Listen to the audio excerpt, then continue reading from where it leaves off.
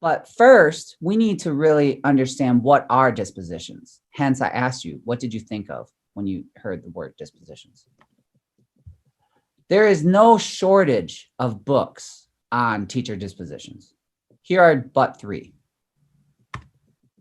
Here are 3 more. Here are 3 more. Now, I could have, for a fact, I could have made more, but I decided to make a turn to the work of Dr. Haberman. Again, if you don't know his work, you should look him up. His work is very fascinating because how he would define dispositions is not how it is commonly defined and even used in practice. This slide really points to the next generation of work, building off of Martin Haberman's work. The book in the middle, Better Teachers, Better Schools. At the end of my presentation, I will share some findings of a study we did in Chicago public schools. And of course, our book. So the big concept I want to share with us today is that dispositions lie beneath the surface. And so again, visually, I hope you're, the fall weather, maybe you're thinking of a roast. So let me tell you a little story. A young woman, and of course, I don't want to come off as sexist. So in this story, it could be a young man too, okay? So I'm not implying that it's a woman's job to cook, but the story is pre-written. So here's my story, I'll read it to you. A young woman once watched her mother preparing dinner. The main course was a roast.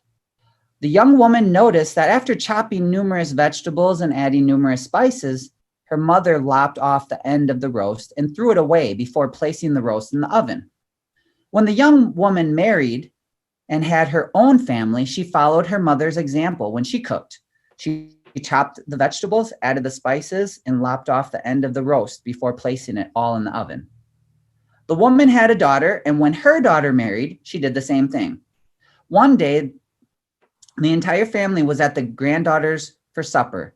The main dish was a roast.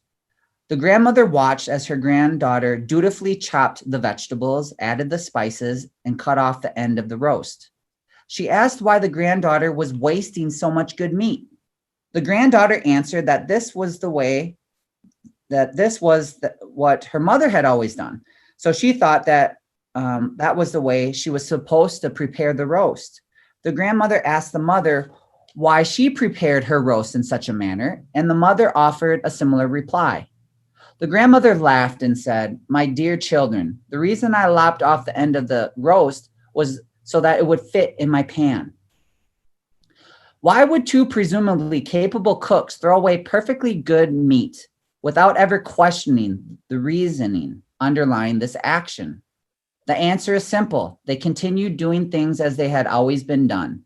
It never occurred to the woman in the question to question and possibly to change the existing practice. So I'm here to just do that. Ask ourselves, why are we wasting perfectly good meat during a pandemic? Fill in the blank. What are we doing and why are we doing it? And I want us to perhaps think differently when we think about dispositions. That story came from this article, if you're interested in locating it. And I think there's a way we can share slides. So if you're interested in these slides, I can get it to Manish or anyone, or you can email me and we'll get it. So that story came from this article. And if you were to read this article, you would find that defining dispositions is very challenging, right? There is not really consensus out there. We haven't done a good job of coming to agreement, right? So I want us to put on the glasses that Martin Haberman had. They're glasses that I have. There are glasses many in our studies have. And they might be new glasses for you. It might be glasses you currently have as well. And if so, I'm preaching to the choir. So Haberman, in a nutshell, he has the notion that there are 7 dispositions of star teachers. Okay. At the middle is a disposition of persistence. And that's very important because to be an effective teacher, to be a STAR teacher, as defined by Haberman, as someone who remains in the classroom, who is effective, who doesn't burn out or rust out, you have to be a persistent problem solver. And so I want to, in my presentation, briefly go over the 7 dispositions, share a video and a story, and then open it up for questions. The first is teacher persistence. Will you ever give up?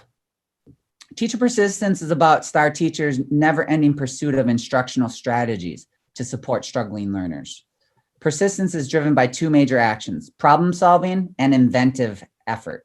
The goal is for no student's academic needs to be overlooked. STAR teachers never give up trying to engage every student, right?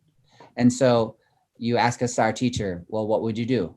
And they will give you an answer. And if that didn't work, what would you do? And they'll give you an answer. And what if that didn't work, what would you do? And they never give up. They are resilient. They're persistent.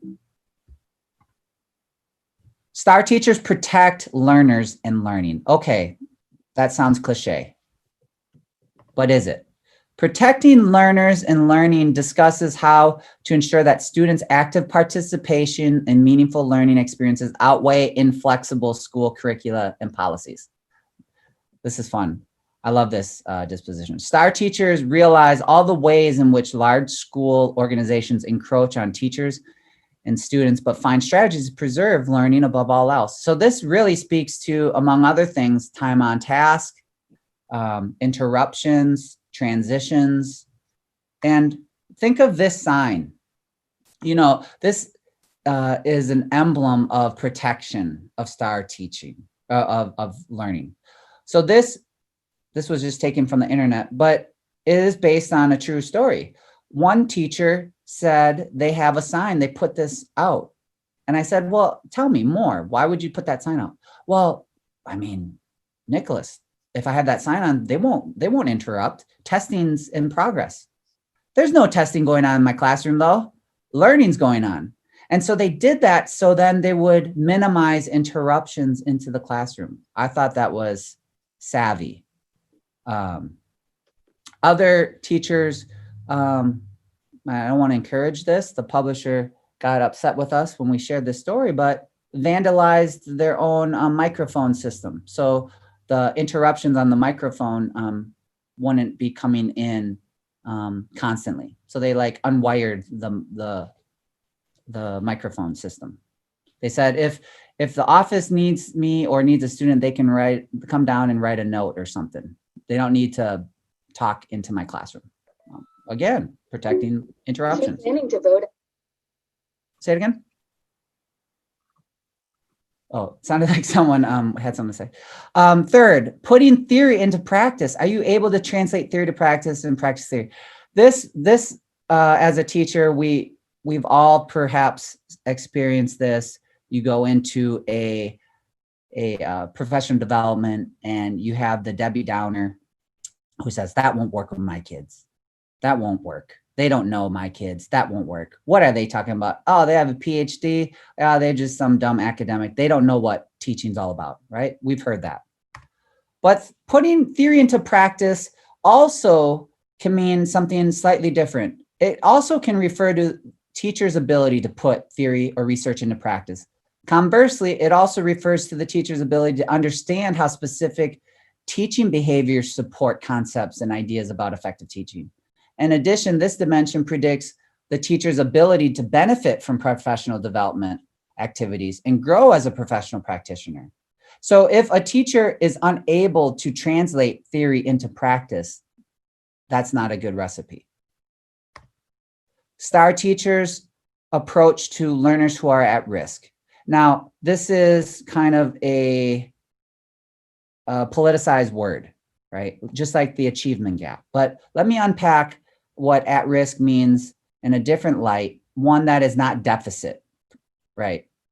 Approaching learners who are at risk explores student or STAR teachers' beliefs about and behaviors towards students categorized as being at risk for failure. STAR teachers point to inadequate teaching and curricula as the chief reasons for students' underachievement. They also shoulder the responsibility for student learning, despite the fact they cannot control all the in-school and out-of-school influences on their students. In other words, STAR teachers, you would never hear from a STAR teacher, oh, well, when they go home, they don't have books, or, you know, fill in the blank. They're not deficit educators. STAR teachers are not.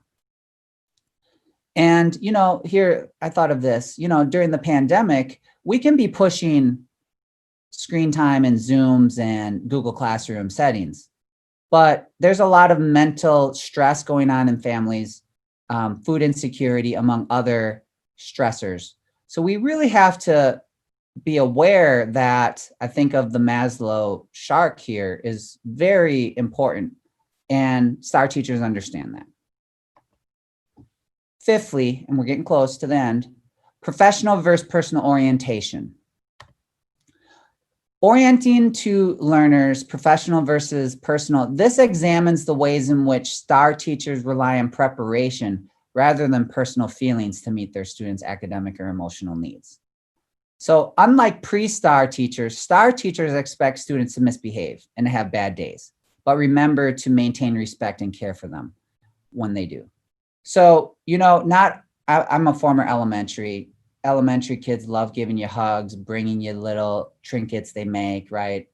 That's a great part of the job. But there are plenty of students who don't do that and who make the classroom environment challenging to manage, right? And so a STAR teacher does not personalize this. A STAR teacher does not say, oh, my kids have to love me and I have to love them for learning to occur, right? Surviving in a bureaucracy. How do you avoid rusting out? Well, this discusses STAR teachers' skills at navigating burdensome school systems without burning out or leaving the profession. Teachers who hold naive expectations of working in school systems are most likely to become the victims of those systems. There's a story I remember of a teacher who the principal required lesson plans a week in advance. And this beginning teacher dutifully did her lesson plans. But she finally discovered that those lesson plans went from the principal into the rubbish bin. And it was at that moment that she had an epiphany. She said, why would I be spending 3 hours of planning, writing these down when the principal is not going to even read them? So she understood bureaucracy. She still turned in plans, but she turned in the same plans over and over and over, and the principal is none the wiser. It saved her 3 hours. And instead, she used those 3 hours for other things that helped her kids, right? So it's little anecdotes like that, but how STAR teachers understand that in order to survive, you're going to have to navigate and negotiate bureaucratic systems. And there are many in education. I think we can all agree upon that. The seventh disposition, accepting and admitting fallibility, this is very important. STAR teachers understand it's about willingness to admit mistakes and correct them in front of students, thus modeling and setting expectations for how students should respond to their mistakes in the process of learning. There was a story where a teacher who was not a STAR teacher, but was a co-teacher with a STAR teacher, accused her fifth graders of stealing money out of her purse. You know, desks, they have the little lock. And one day a teacher left her purse there and came back and $5 was missing. And it was learned, the teacher who accused their class and berated the class for stealing money, she found out that the $5 bill fell below the purse and it was lodged down in the file cabinet. When her co-teacher, who was a STAR, said, "Are you going to apologize to the class?" The other teacher said, "No, why would I apologize?" STAR teachers understand that it's important to admit when you make a mistake and to apologize. It's about relationships. The pre-STAR teacher responded, "They don't know. They won't know that no one stole it." And so it was almost as if the pre-star teacher was afraid to admit that she accused someone wrongly, right? I think of this, we can think of growth mindsets and making mistakes, but I think of this cartoon of the youngster. If we learn from our mistakes, shouldn't I make as many mistakes as possible? And it's not necessarily, fallibility is not necessarily about that. It is going to be, you make mistakes. But the research is very clear. When you ask some teachers, if you ask them point blank, as a teacher, will you make mistakes? They'll confess, yes, of course, I'll write a number wrong. I will perform something, algorithm incorrectly, or I'll model something wrong. Those types of teachers are not quick to identify mistakes such as breaking trust with kids. And STAR teachers are. STAR teachers centralize relationships. So I've been talking very fastly. Okay, been talking fast enough that we're on pace. So I'd like to end with some findings from this study. So we did a study in Chicago Public Schools, and it involved two research instruments Haberman developed. One is the pre-screener, and the pre-screener is a survey. It's an instrument that many school districts use to screen out candidates. When you have 50 people for a first grade teaching position, you can make all of those applicants take this screener, and then you can pick the highest score, right? Quantitative, easily assessed. That's the pre-screener. There's also a live interview protocol that you can, and districts use this as well. But our research study was a mixed method study of 7 teachers, 4 high school, 2 elementary, 2 middle, using both of these instruments. They were STAR teachers through and through. Both instruments indicated they're STAR teachers. And I want to just share a few findings from that study. Overall, the 7 STAR teachers that we interviewed in CPS, Chicago Public Schools, displayed common STAR ideologies and core beliefs. They were more persistent than their non-STAR peers. In our quantitative analysis, we found a statistically significant relationship between STAR teachers and fallibility. The difference between STAR teachers and their non-STAR peers is that STARs recognize and own up to their mistakes in the classroom that break teacher-student rapport. In other words, STAR teachers readily admit their mistakes and apologize and rectify the situation publicly. We also found that there was a statistically significant relationship between STAR teachers and their approaches to at-risk students. While both STAR teachers and non-STAR teachers understand the factors that affect at-risk students, the key difference between the two are that STAR teachers seek more effective teaching strategies regardless of youngsters' backgrounds in order to make their teaching and their students' learning more meaningful and relevant. In other words, non-STAR teachers use the label of at-risk to prove a child cannot be taught or doesn't belong in their classroom, while STAR teachers take responsibility and find ways of involving students in learning no matter what their out of school lives are like.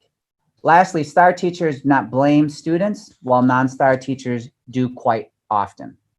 STAR teachers are non-judgmental or moralistic, and they believe in effort rather than ability. So effort-based intelligence, right? STAR teachers in our study saw at-risk as being something that was situational and not deterministic. Hill, Jackson, and Lewis in 2010 write that the study of dispositions has failed to receive the type of serious scrutiny it deserves in teacher education and is neglected in the teacher selection process.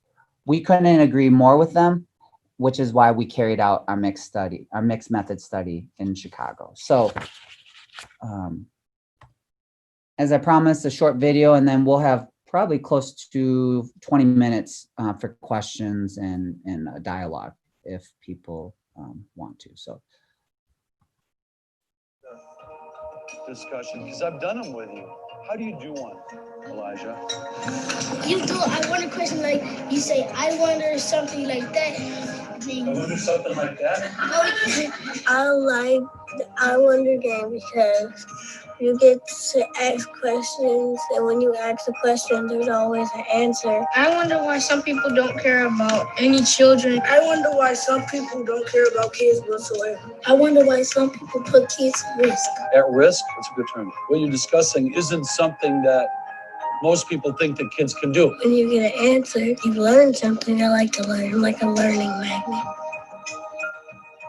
The good teachers, the great teachers, the star teachers have ability to relate to kids. You can't teach somebody how to relate to the kids. They have to come with that. Say that we had just read Goldilocks and the Three Bears. Basically, it was a case of breaking and entering, wasn't it? Yeah. Wouldn't she be arrested in your neighborhood? Heck yeah. I don't care if she had blonde hair or not. What I mean by a star teacher is somebody who can teach in a district that might be failing, or even in a school that might be failing, but their class is succeeding. I'm interested in what you'll do with this. You'll see after I read it. I'd have my board out and my marker and thinking of forming a question. You know, I wish they'd give me all the kids that were kicked out of every school. And I wish I had a class and that's all it was. Just boys that were kicked out of school. That'd be my favorite class. 9-year-old John Clem ran away from his Ohio farm to join the 3rd Ohio Regiment of the Union Army. They made him a tiny uniform and sawed off a shotgun so he could have a weapon. The reason why I understand kids that are behaviorally challenged is because I was. James and I had something in common. James had a really bad temper. I did too in 4th grade, and he got me a lot of trouble. What school system did with me is suspend me and then send me home, and my mother would lose her job. And so I went from school to school. And with me, I built a community where it's non-negotiable. No one's going anywhere. We build community by helping each other. Like if somebody don't get it, we help them out. We don't laugh, we roll our hands to show them that we're supporting them. You can do it. It's very fun having friends when something is not going good. To you, man. Keep it up, all right? Most teachers try to avoid problems. Star teachers expect that, enjoy it. I'm going to give everybody time. I wonder why some people. Everybody's got to have them. Got to have it now. I'm traditionally sent what are perceived as the worst behavioral problems in any school I've ever been to. The teachers, they didn't like me. I used to get suspended all the time. I had a lot of behavior problems. They'll get in my face as much as they can. And when they finally figure out who I am,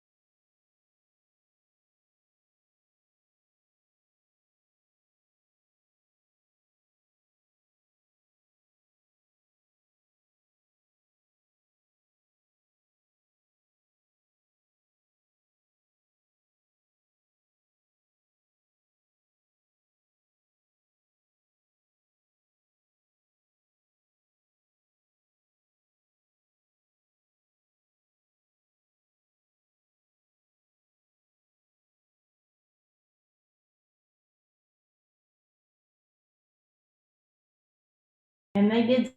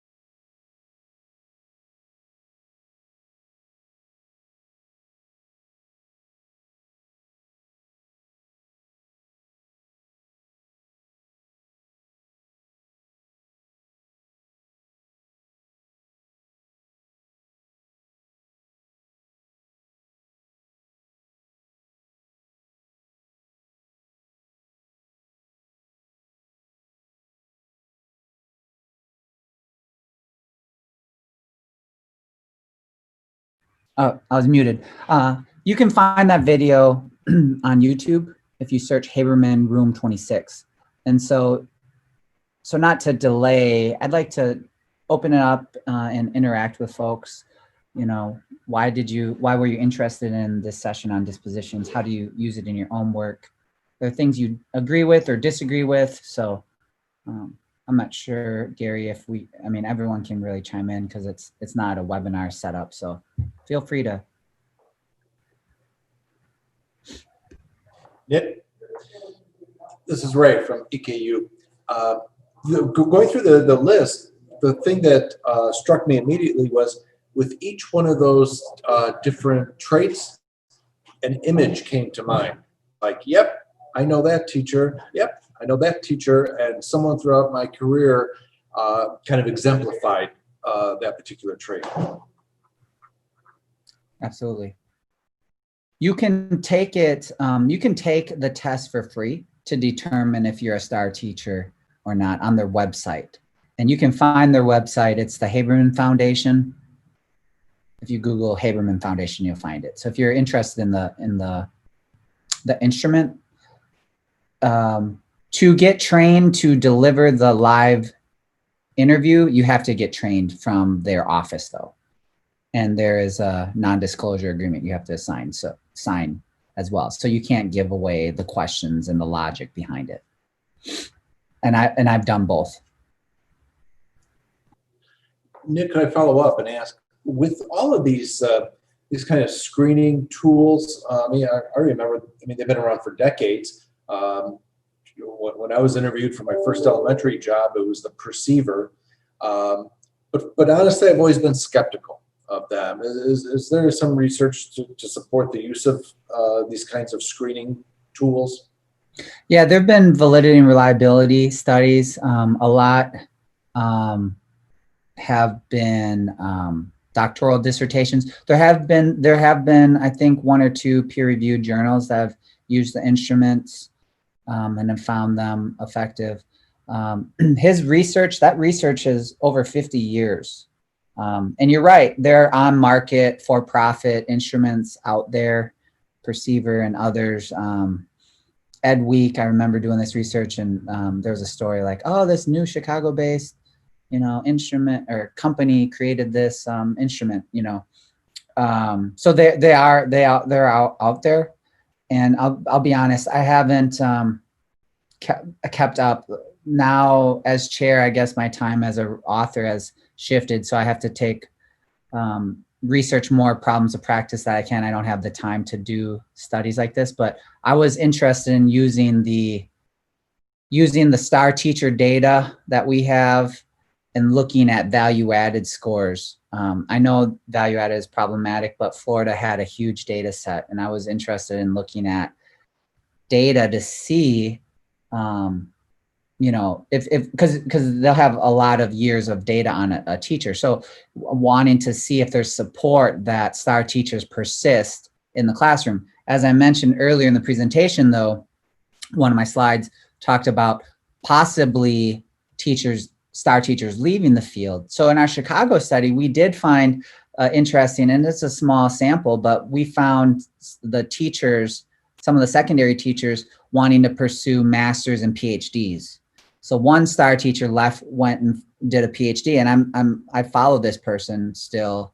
Obviously, I can't, for reasons, identify the person, but she did successfully earn a PhD and now will be most likely a teacher educator. So it is fascinating. I think future research should look at STAR teachers. And I would say that as an implication, that's not them leaving the field of education necessarily. They might have left the K-12 classroom, but they're still intimately touching K-12 education as we know it. But I think one of the hardest things, this is Teresa Daw here, I'm from the University of Pikeville. And I think one of the hardest things that I have teaching our pre-service teachers is that they want those dispositions now. And it takes a long time to really be that STAR teacher. And you might have some of those characteristics and then have to work really, really hard. I love the video. I plan on using it now. because I just the tenderness of the children touching him, and he felt very comfortable with that. And I don't think that students feel that comfort in that type of atmosphere just because of the fears of students, what we go through right now, and really the bureaucracy that we go through. But thank you very much. It was very good. So our book can be used with pre-service teachers in a developmental way.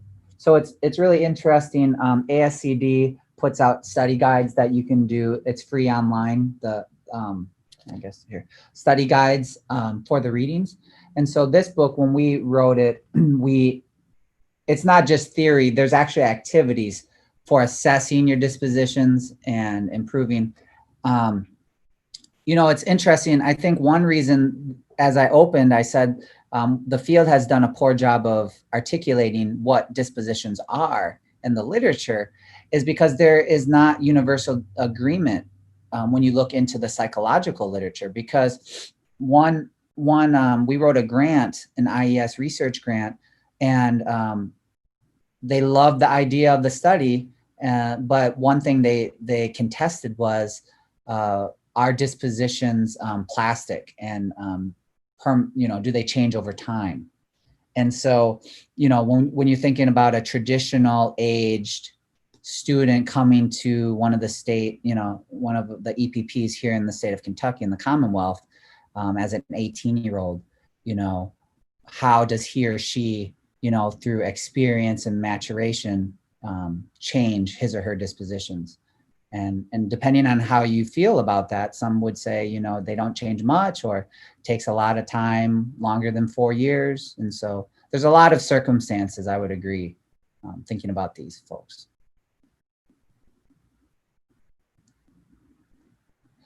Can I say one thing that's related, made me think though, sorry. In the research, Haberman found, you might have seen on that video, 8%, he said, of our teachers are stars. One fascinating thing that we discovered too is, if you read his work, he suggests that older folks are better teachers because they've lived longer, they have more life experience, right? So arguably, perhaps it's a career changer. So you're an accountant for 10, 15 years, and then you want to become a secondary teacher. That suggests that those people we should be targeting from the recruitment side. If we're thinking about building up our teachers, we should look at those, not necessarily someone fresh out of high school. But as you know, we're really trying to do that. We're looking at high school, we're looking at school and saying, right, building clubs and recruiting kids. Think about yourself, envision yourself being a teacher. And those programs are good, that's great. But another area and avenue we should be thinking about are older people who have more life experience. So in our studies, we found one was a Chicago police officer, or actually New York. She was a police officer in New York, moved to Chicago, and then studied to become a teacher, and now is a star teacher. And I stay in touch with her, and she's still in the classroom, African-American woman. So that's another area we should be thinking about, older adults.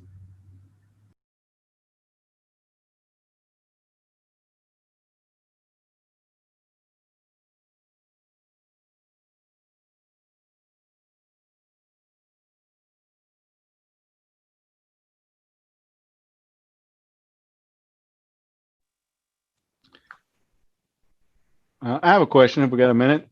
Sure. So you talked about, the fakers, and the fakers are definitely hard to find, and especially the smarter, better, good fakers. I'm interested in some of the research if you found advanced ways or more proficient ways of weeding out fakers. Yeah.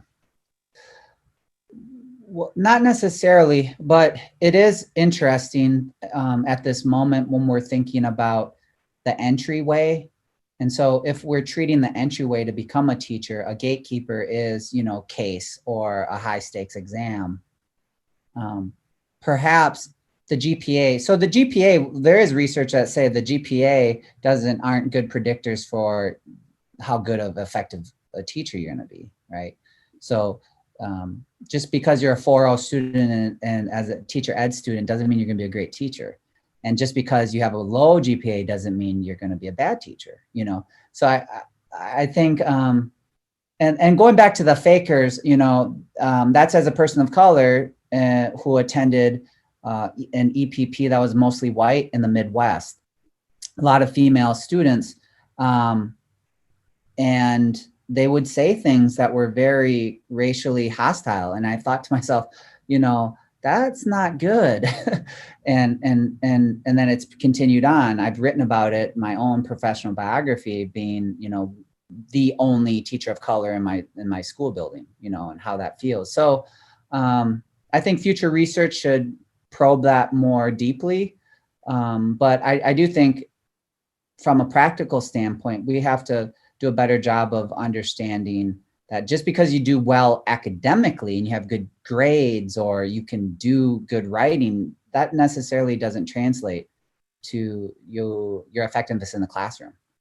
Because in the video, you talked about relationships. Can you relate with kids?